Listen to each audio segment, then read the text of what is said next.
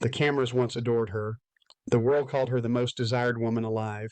Then, in the blink of an eye, Sharon Stone's life flatlined. One moment, she was Hollywood's untouchable queen. The next, collapsed on the floor, her brain bleeding out, doctors whispering she had just a 1% chance to live. 9 days in the shadows between life and death.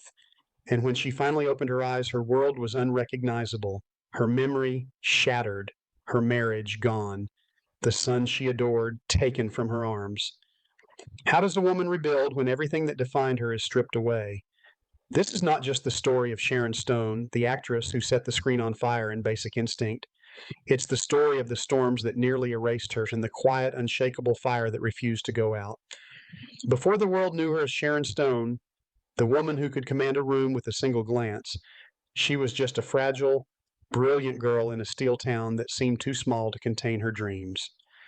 Born March 10th, 1958, in the industrial heart of Meadville, Pennsylvania, her earliest memories were steeped in the scent of hot metal and the rhythm of factory life. Her father, Joseph, a tool and die maker, worked with hands hardened by years of molding steel.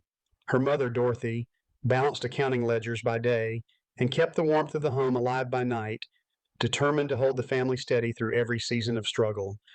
From the start, Sharon's mind burned with an uncommon intensity. Her IQ, 154, was the kind of brilliance most parents would brag about. But in the small town classrooms of the 1960s, genius was often a lonely gift. Her thoughts raced far ahead of her peers, and that difference built invisible walls. She remembered the sting of whispers in the hallway, the way classmates laughed without reason. I always felt like I was living in a world that didn't speak my language, as she would later confess.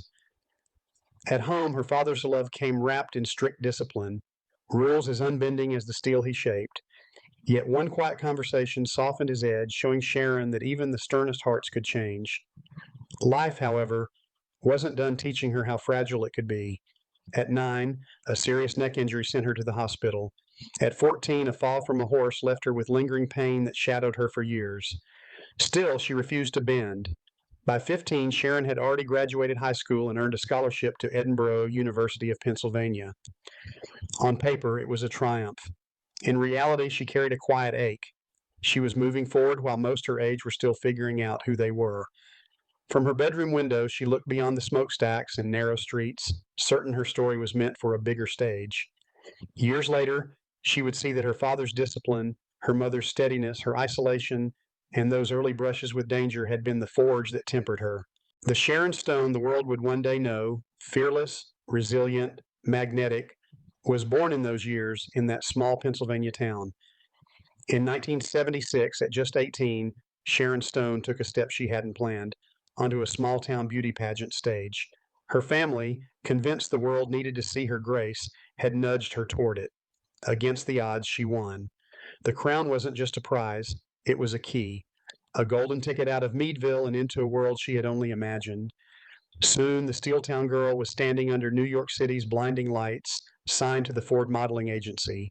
Her face graced magazine covers. Cameras loved her smile, but modeling was a cage disguised as glamour. It looked beautiful from the outside, she would later say, but inside I felt like a mannequin, seen but not heard. That hunger to speak, to create, pushed her toward acting. But Hollywood's gates were heavy and unwelcoming. Casting directors dismissed her, too sexy for some roles, not the right kind of beauty for others. Each no was another stone in her chest. They wanted someone I couldn't pretend to be, she recalled. Still, she refused to surrender. She took acting classes, studied obsessively, and said yes to any role, no matter how small. In 1980, she landed a blink and you'll miss it part in Woody Allen's Stardust Memories. The following year brought Deadly Blessing, a low-budget horror that paid little but taught her the rhythms of a set. By 1984, she was sharing scenes with seasoned stars and irreconcilable differences, absorbing every detail like oxygen. These roles didn't make headlines, but they kept her dream alive, tiny sparks in a long tunnel of near invisibility. She learned to leave auditions with nothing but the quiet victory of having tried. The rejection was constant, but so was her resolve. Every slammed door was fuel for the next. Every dismissive glance a reminder she wasn't here to blend in, she was here to stand out. Years later, she'd sum it up simply. It's easy to shine when the world is clapping for you. Real strength is standing in the dark, clapping for yourself. By the late 80s, Sharon Stone was no longer just a hopeful actress. She was a fighter, ready for the role that would one day change everything. By 1992, Sharon Stone was 34 years old, battle-tested after 100 auditions, dozens of forgettable roles, and years of rejection that would have broken a weaker spirit. Then came Basic Instinct, the role of Catherine Trammell, a dangerously intelligent novelist with a hypnotic allure, was more than a part. It was the kind of role that could either ignite a career or burn it to the ground. Bigger names were in the running, but Sharon walked into that audition with a quiet fire, knowing she had spent her entire career preparing for this moment. She won the role. But winning was just the beginning. Under director Paul Verhoeven, she delivered a performance so razor sharp it could cut glass, balancing seduction with intellect in a way that made Catherine unforgettable. Then came the scene, the infamous leg cross that would etch her into pop culture forever. Sharon later revealed she hadn't anticipated just how provocative the moment would be, but once it hit the screen, the reaction was volcanic. Praise, outrage, debate, the world couldn't look away. Overnight, she went from respected actress to global icon. Magazine covers, late night interviews, billboards from LA to Tokyo. Her face was suddenly everywhere. The rewards were dazzling. Her paychecks leapt from modest six figures to multi-million-dollar deals. She bought a Beverly Hills estate, traded coach seats for private jets, and walked red carpets in gowns she owned instead of borrowed. I went to bed one person and woke up another, she said, marveling at how quickly her life had changed. But bang, especially the kind that explodes overnight, comes with shadows. The label of sex symbol clung to her like a second skin, often drowning out recognition for her intelligence and craft. Scripts poured in, but too many were shallow imitations of Catherine Trammell, seduction without substance. Sharon wanted more. She wanted roles that demanded her mind as much as her beauty. In 1995, she found one, Ginger McKenna, in Martin Scorsese's Casino. Vulnerable, volatile, unforgettable. The performance earned her a Golden Globe and an Oscar nomination, proving she was more than a single iconic scene. Still, the industry had a short memory. For every casino, there were countless offers that would pay well but cost her integrity, and each time she had to decide, take the safe road or bet on herself again. Behind the blinding flashbulbs and million-dollar contracts, Sharon's private life told a quieter, more fragile story, one of love found and too often love lost. In 1984, at 26, she married television producer Michael Greenberg. On paper, it looked perfect, a rising actress and a man who understood the rhythms of Hollywood. In reality, they lived parallel lives, always close but rarely meeting in the middle. By 1987, the marriage was over, no public drama, just the quiet ache of something that never became what it was meant to be.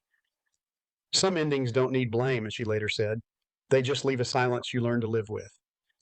She tried again in 1988, this time with country star Dwight Yoakam. He was charisma and comfort wrapped into one, a man whose presence felt like a song she'd been waiting to hear. But tours and film shoots kept them apart. The love faded, not with a fight, but with the slow, inevitable drift of two people pulled in different directions. Sometimes the hardest goodbyes, Sharon reflected, are the gentle ones because there's nothing to fix. Then in 1993, at 35, she met San Francisco businessman William J. McDonald, a man outside the entertainment industry offering the stability she craved. Their romance deepened quickly. He proposed. She thought she'd finally found the balance she'd been searching for, but public scrutiny, fueled by comments from his ex-wife, seeped into their relationship. The trust and ease they'd built began to erode. By year's end, the engagement ended with a diamond ring sent back in a FedEx box. Each ending left her standing alone again, her career soaring while her personal life gathered invisible scars. Still, she believed in love. In 1998, she married Phil Bronstein, a celebrated journalist. At 40, Sharon thought she'd found her safe harbor. They dreamed of a family, shared quiet mornings, and believed the storms were finally behind them. But life had harsher plans, infertility, miscarriages, and the silent grief that followed. In 2000, a miracle arrived, the adoption of their son, Roan. For a time, his laughter stitched the cracks in their marriage. But soon, another storm would hit, one so fierce it would test not just her marriage, but her very life. It was 2001, an ordinary day, until it wasn't. A sudden, searing pain exploded inside Sharon Stone's head. The world blurred, sound drifted away, and she felt herself slipping from her own body. A brain hemorrhage so massive doctors would later say she had just a 1% chance to live. 9 days in a twilight state between life and death. When she opened her eyes, she was not the same woman. Her memory was fractured. Walking, reading, speaking, all had to be relearned. And as she fought to recover, life stripped away almost everything else.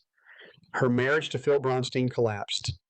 She was still piecing herself back together when he filed for divorce in 2003. The custody battle that followed was brutal. Her fitness as a mother questioned in cold legal language, even pointing to her basic instinct role as evidence. In 2008, the court awarded Phil full custody of their son, Roan. Sharon, broken and furious, said simply, "I lost my family. Recovery was grueling.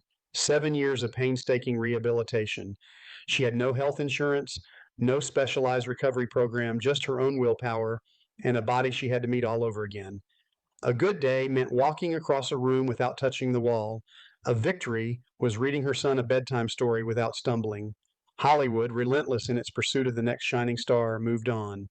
Roles vanished. Invitations stopped coming. Her $8 million savings evaporated into medical bills, legal fees, and assets she later discovered weren't even in her name. Still, she endured. She spoke publicly about the warning signs of strokes, about medical misdiagnoses, about surviving when the world assumes you won't. When you come that close to death, you stop pretending, she said. You see what matters. You fight for it, and you let go of everything else. For most, this would have been the end, but for Sharon Stone, it became something else. Entirely, the start of a second act, forged not in the spotlight, but in the dim light of hospital rooms and the stubborn belief that her story was not over. After losing so much, her marriage, her health, custody of her son, Sharon Stone faced a choice: disappear quietly or rebuild herself from the inside out. She chose the latter.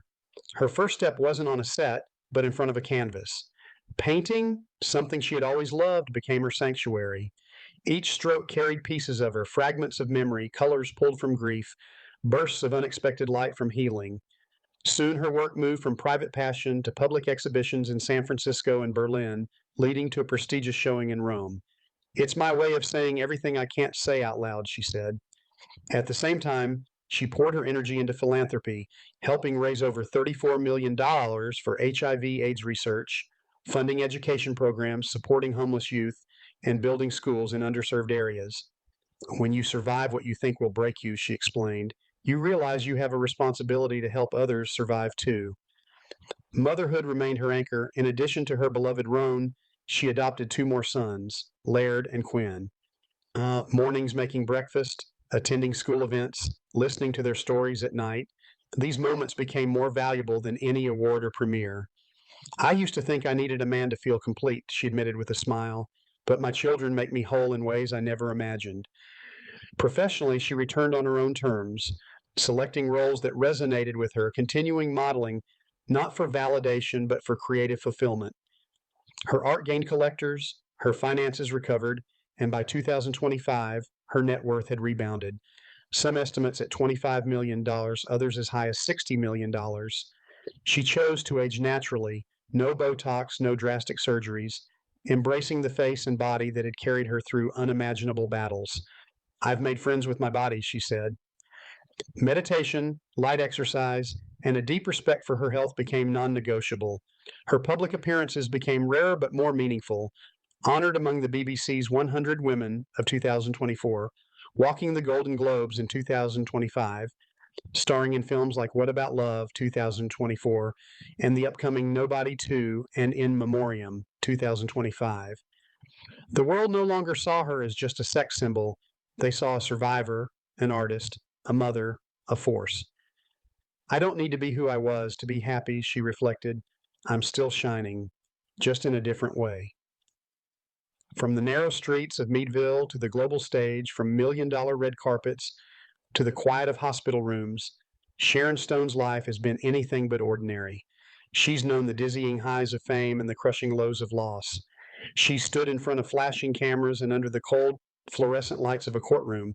She's been adored, doubted, and written off, and still she's here. Her light hasn't dimmed, it's simply changed color. The storm she's endured didn't just scar her, they shaped her. The little girl once mocked for being different became a woman whose difference could stop the world in its tracks. The actress who was almost defined by one scene became an artist, a mother, an advocate, and a living reminder that reinvention is always possible. She lives now in West Hollywood with her three sons, surrounded not by the noise of Hollywood's approval, but by the voices that matter most, the ones calling her mom. She spends her days painting, giving back, and working on projects that speak to her soul. And perhaps most importantly, she moves through life with the peace of someone who has faced death, rebuilt from ashes, and chosen to love life anyway. Her story isn't just one of survival, it's proof that survival can lead to something richer, deeper, and more beautiful than what came before. And to anyone listening who sees their own pain in her journey, Sharon offers this: if I can come back from everything, so can you. The light always finds its way back. So the next time you hear her name, don't just think of basic instinct. Think of a woman who refused to be broken. Think of the Steel Town girl who learned to clap for herself in the dark. Think of the artist whose canvas holds not just paint, but the truth of a life fully lived. Because Sharon Stone isn't just a Hollywood icon, she's living proof that no matter how fierce the storm, you can still choose to shine.